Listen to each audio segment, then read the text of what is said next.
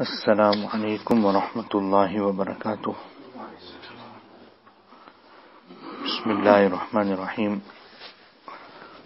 In the last program, we had discussed how Sayyidina Abu Bakr radiyallahu ta'ala had made mashwara with different Sahaba radiyallahu ta'ala anhum, and then he came to this decision that he is going to choose Sayyidina Umar radiyallahu ta'ala as the second Khalif. So next, Abu Bakr radiyallahu ta'ala wrote a decree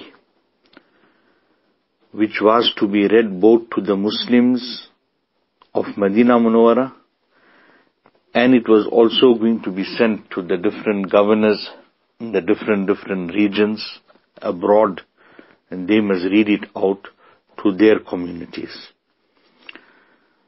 The following is the text of that decree. Bismillahir Rahmanir Rahim. This is the final command of Abu Bakr ibn Abu Quhafa, his father's name, radiyallahu ta'ala, which he writes as he is exiting the world and entering the world of the Akhirat. So I'm leaving this dunya now, and I'm now proceeding to the Akhirat. Then he explains that this is such a time in a person's life where even a disbeliever comes to believe. A disbeliever, a kafir, person who's passing away on disbelief, at that time of his death, when he starts seeing the things of the Akhirat, then he too brings Iman. But his Iman is not accepted at that time. But he too brings Iman at that time. Even Fir'aun brought Iman at that time. But Iman is not accepted. So it is a time when a disbeliever comes to believe, an evildoer, person who lived an evil life, a sinful life, comes to have faith.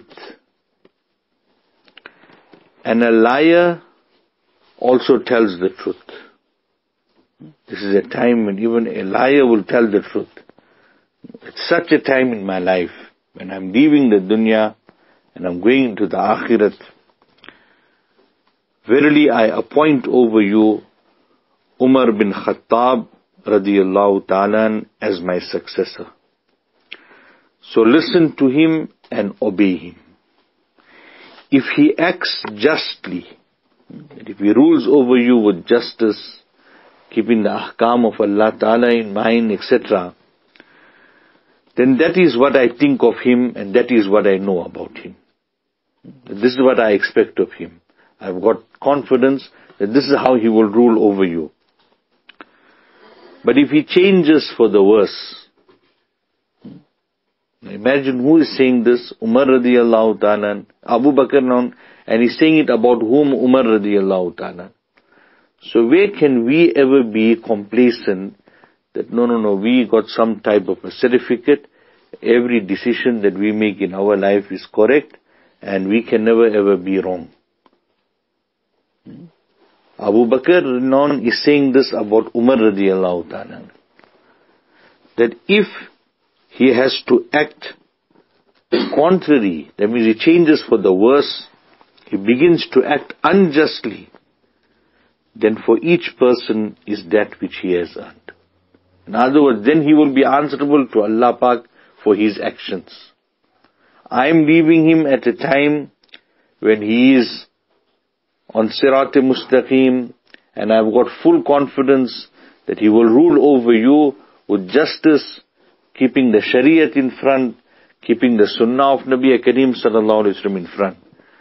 But if this has to change, the condition has to change, then for every person what he has earned. Goodness is what I wanted. This is what I want for the Ummah, goodness. And I do not know anything of the unseen world. And then he read the ayat of the Quran Sharif, A'udhu billahi minash shaitanir rajim, وَسَيَعْلَمُ الَّذِينَ ظَلَمُوا أَيَّ مُنْقَلَبٍ يَنْقَلِبُونَ. And those who do wrong will come to know by what overturning they will be overturned. When a person indulges in guna, a person does something that is evil, the one is that sometime even in the dunya, Allah Ta'ala turns his whole life upside down. He himself can't understand what happened, but his whole life is turned upside down. At other times the person is given rope, but in the akhirat then he will be turned. In the akhirat now, things won't go accordingly. Things won't go according to how he would want it to go. Umar radiyallahu ta'ala was Abu Bakr radiyallahu anhu's solution for the ummah. Abu Bakr radiyallahu ta'ala saw that the world was coming to the Muslims with all its riches. Wealth was now starting to pour in. Right? And wealth comes with temptations. Wealth comes with temptations.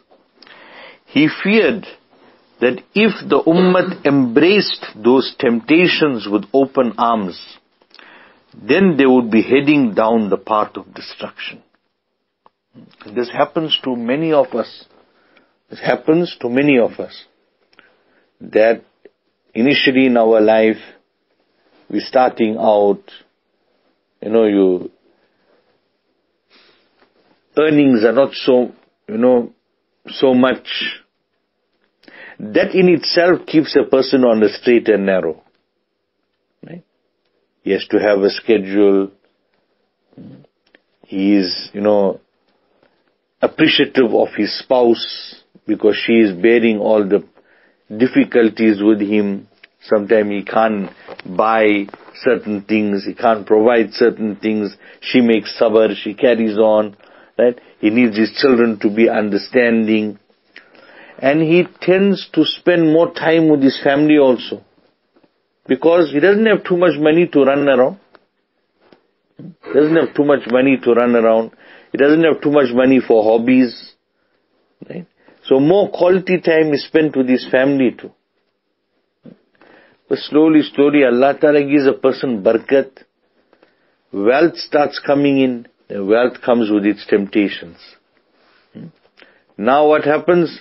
No more there's one car now. Now there's two cars. So now she can do her own thing, I can do my own thing. Before, if she needed to do something, he had to take her.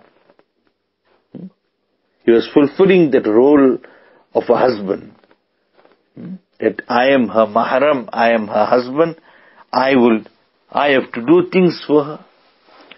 Now she must become independent man. There's some plastic for you. There's one khaki for you. You carry on. If she have to tell him, no, I need to go dressmaker. Yeah, go. And when you're going dressmaker, do my post office work too.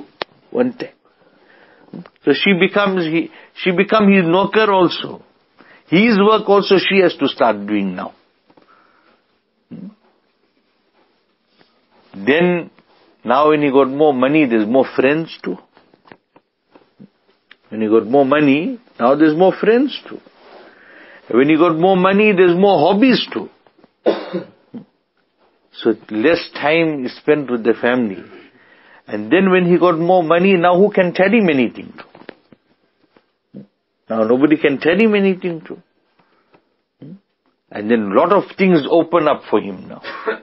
At that time, if you have a father who is alive and who is a little bit firm and he can guide that son, right?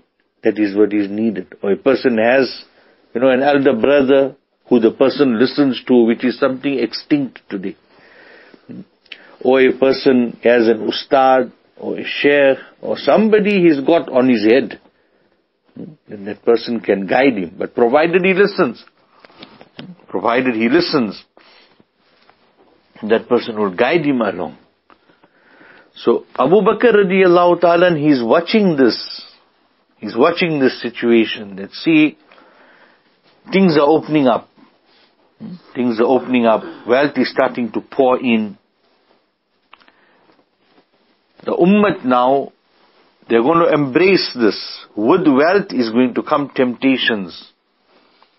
So they need somebody on their head now who is going to be able to guide them and steer them despite all this wealth and everything coming in.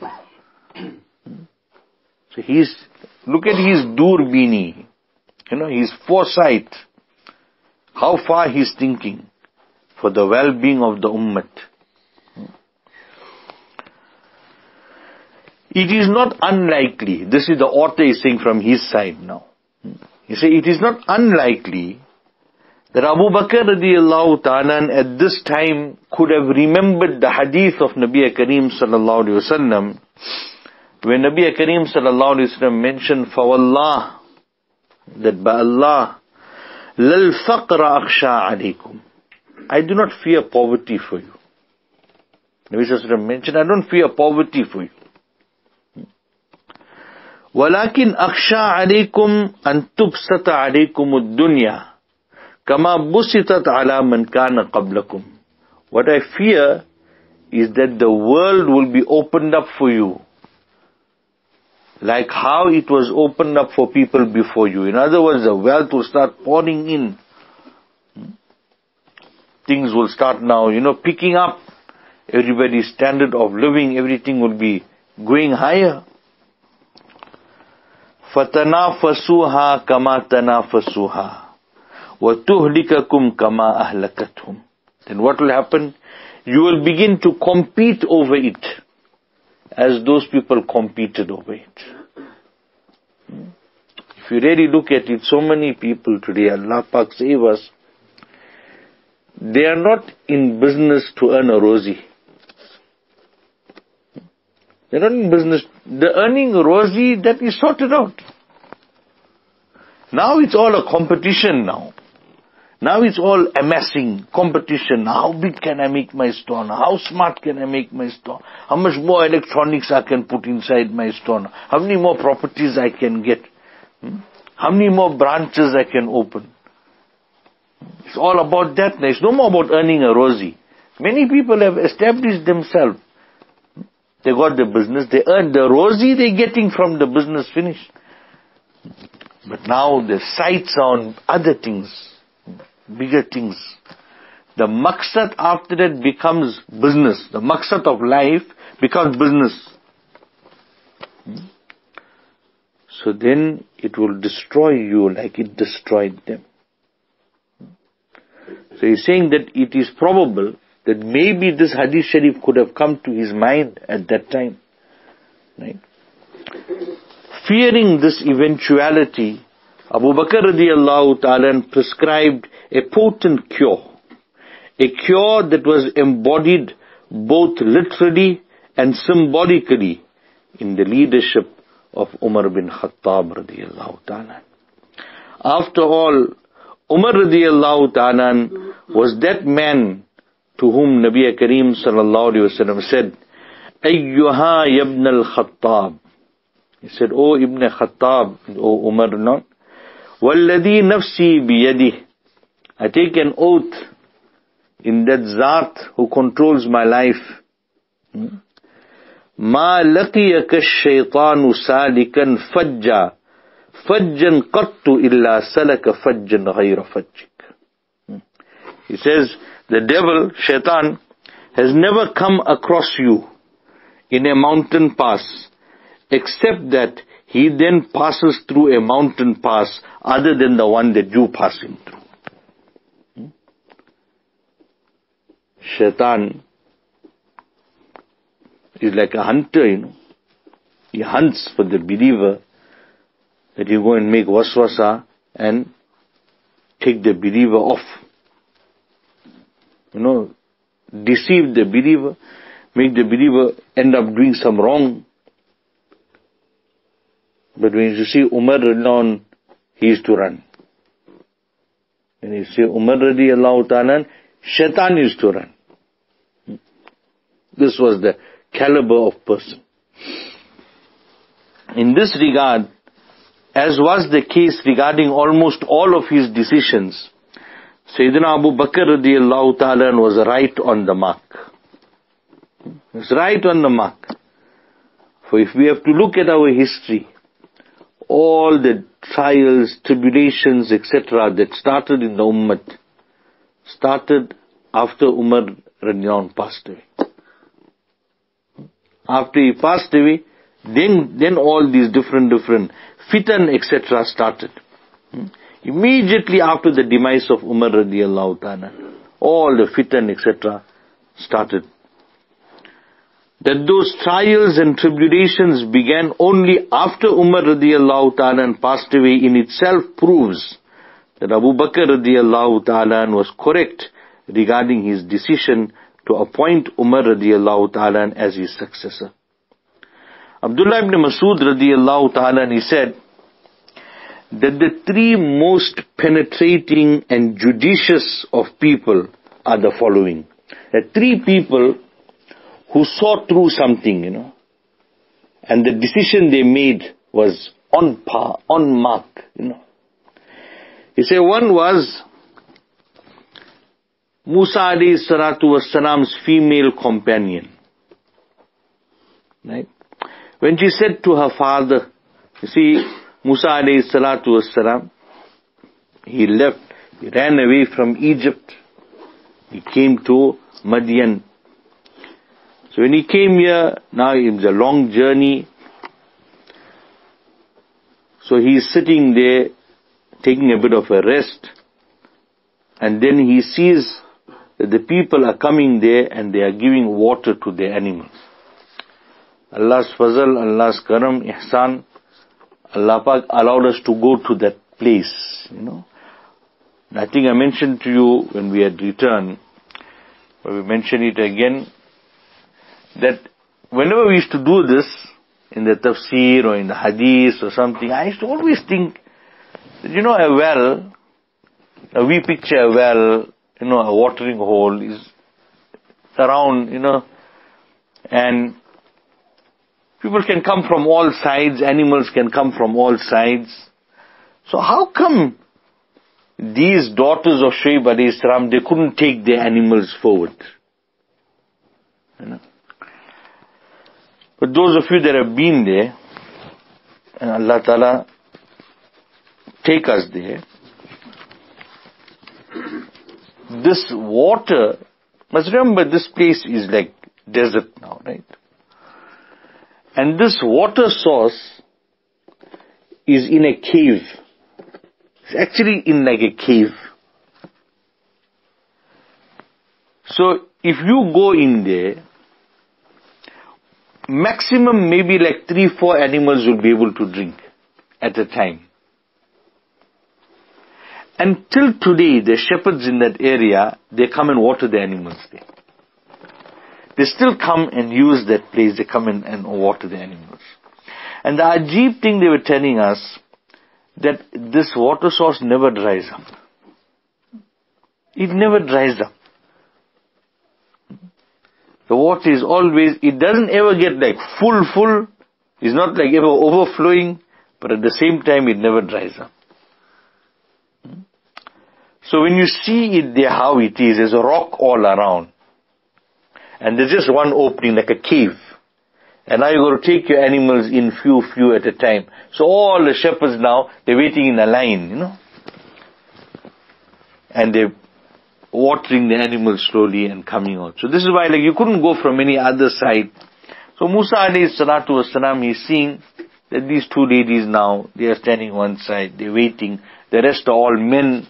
So they don't want to now mingle with the men, etc. So they're waiting one side. So he went and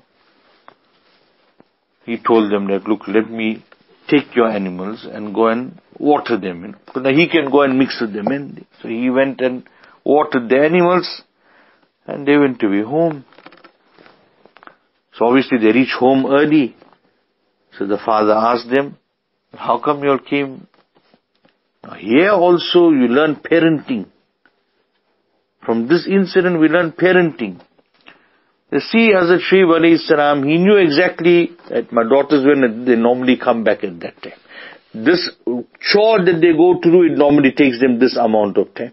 It's not just willy-nilly, any person just enter anytime, leave anytime, go anytime, come anytime. If your child went for namaz, what time he must be back? If he went to madrasa, what time he must be back home? So if he's not back home at that time, then something went wrong. Now you must find out, who is he hanging around with? What did he get involved in? So see how Hazrat Shuaib alayhi salam, he had his finger on the pulse. That they came back early, kya hua? What happened? And then he questioned them also. So they explained, no, this is what transpired. He said, well, call the person. He must be a stranger. Call him home. So here is a lengthy incident, but at the end of the day, she told, one of the daughters told the father, Ya abatistajir, that, oh my beloved father, why don't you hire him? Keep him to work for us. And she said, Inna khayra man istajarta al-qawiyyul amin. The best person you can hire, one is a person who is strong. Right? He can do the work. And number two is trustworthy. So how she made, what foresight Allah Pak gave her, that in that short interaction with Musa alayhi salam, she figured out this. That these two sifat are in him. So one was that when he took the animals, to how he handled the animals, everything, she realized that this person is no weakling. And the other thing is that when she came back to tell him that father is calling, you must come home. So he told her that, see Ben, you walk behind me. Walk behind me. And whenever I need to turn right or left, you throw a pebble in that direction. Now, the father sent a message for him, must come. So now he can have a good chat and walk. But Allah is watching. It's not allowed. Allah is watching, it's not allowed. I can't do that. These are lessons we learn. To read the story is very interesting.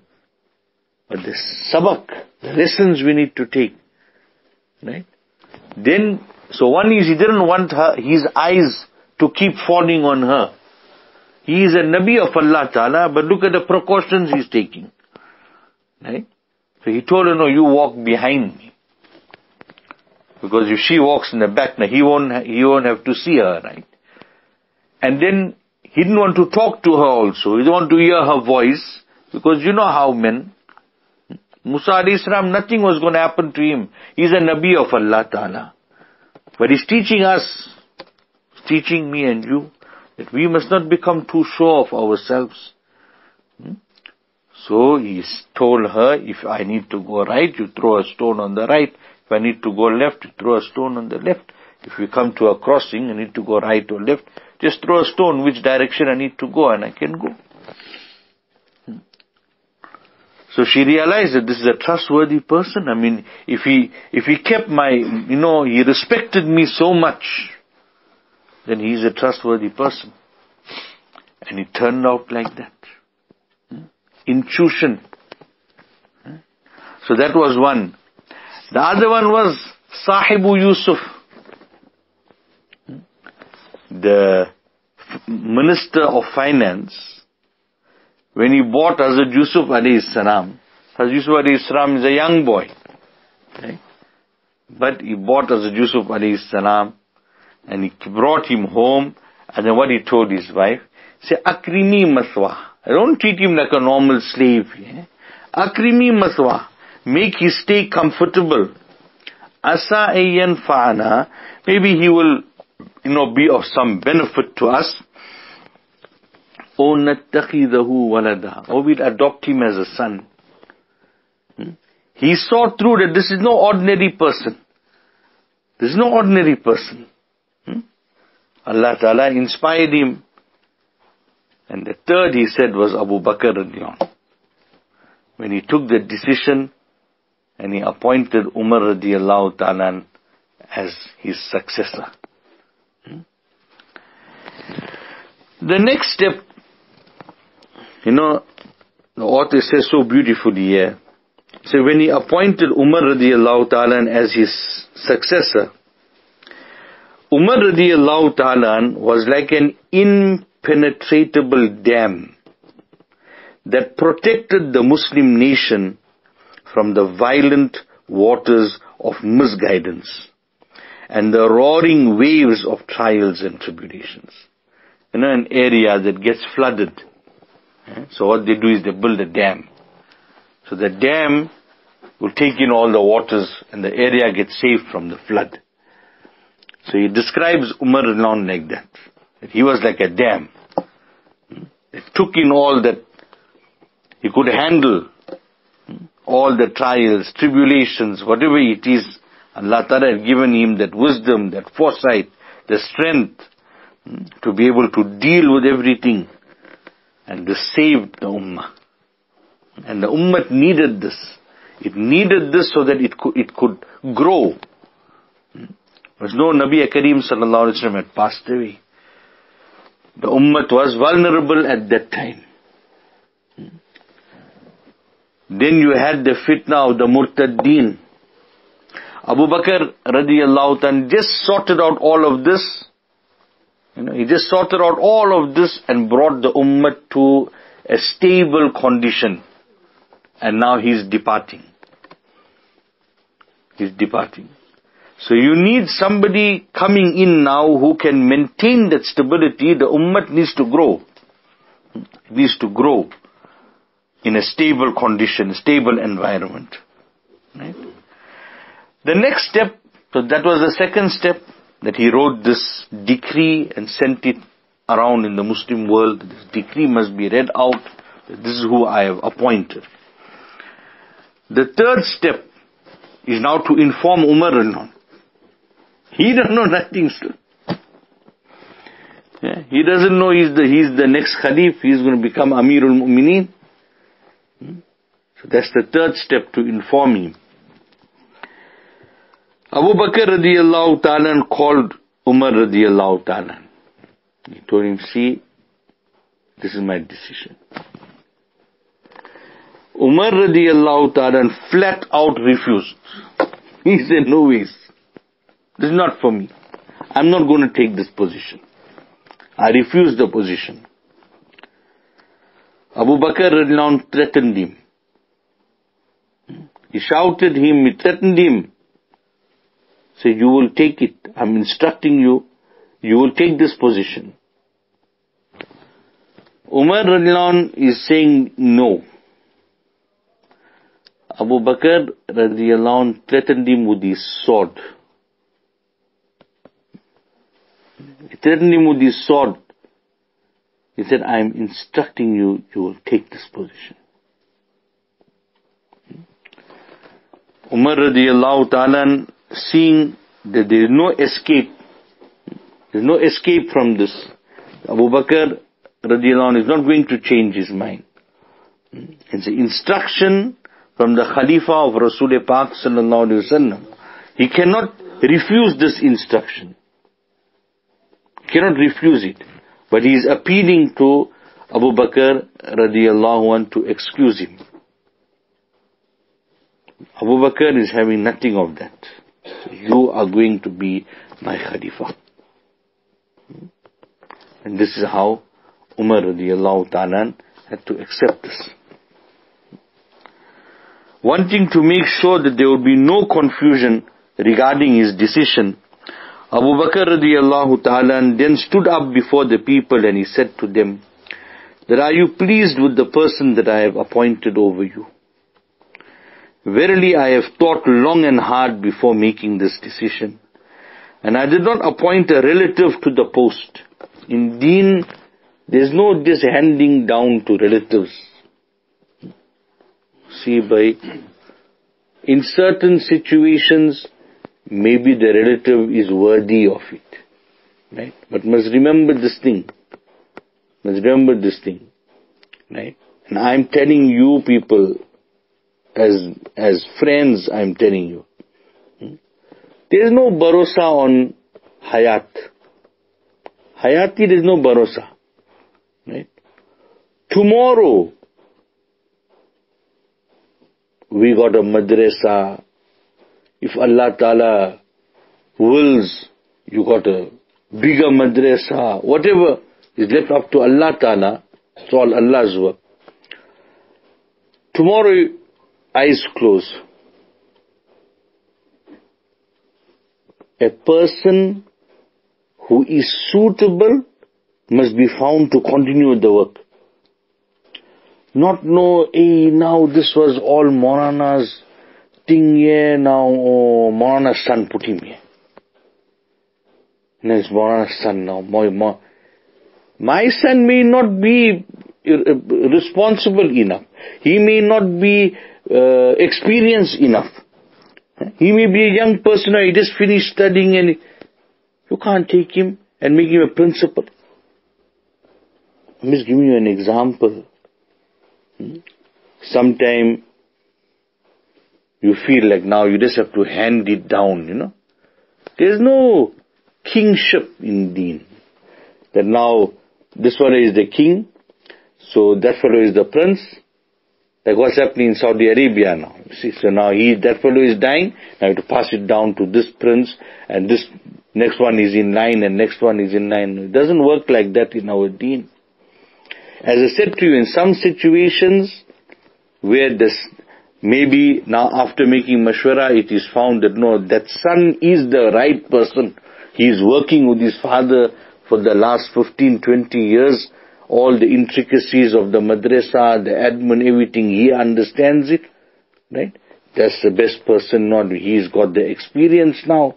He knows how the madrasa was running. He was working closely with the muhtamim, and the muhtamim happened to be his father also. So then no problem. Then he's fit to take the post. But where that son was nowhere in the picture, he's a youngster, you got elder, asatiza, everything there. And now just because he's the son, you take him and put him there. No, it doesn't work like that in our Deen. In our Deen, you got to find a person who is the right person, who is fit for that post, who can handle that post. He's got the qualification, he's got the know-how, he's got the ability, he's got the wisdom. So, he says, I did not appoint over you a relative of mine now for this post. Instead, I appointed over you Umar bin Khattab. So listen to him and obey him. Sahaba, they responded, they said, Sami'na wa ata'na. We have heard you and we have obeyed. We have accepted this decision of yours. Now this is the beauty of Sahaba, Mashwara was made. You see, in the mashwara, they spoke what they wanted to speak. Whoever had their reservations, they spoke. They didn't keep quiet, they spoke. But in the end, when the Amir made his decision, then they all said, Sami'na wa ata'na. Then they never say, oh, yeah, boy, bye, you know what, then I'm leaving, I'm going. If you didn't listen to me, you're going to see everything going to go wrong way now. You're going to see what's going to happen now. No. Our problem, in a mashwara, we don't talk. We want to buy face. In the mashwara, we won't talk. After that, when it's not time to talk, then we talk 10 things. That's the wrong thing. Learn from Sahaba now. Allah Pak give us tawfiq. In the mashwara they spoke. Whoever had whatever they wanted to say, they said it. But now in Abu Bakr now, he is the Khalifa. He is the Amir.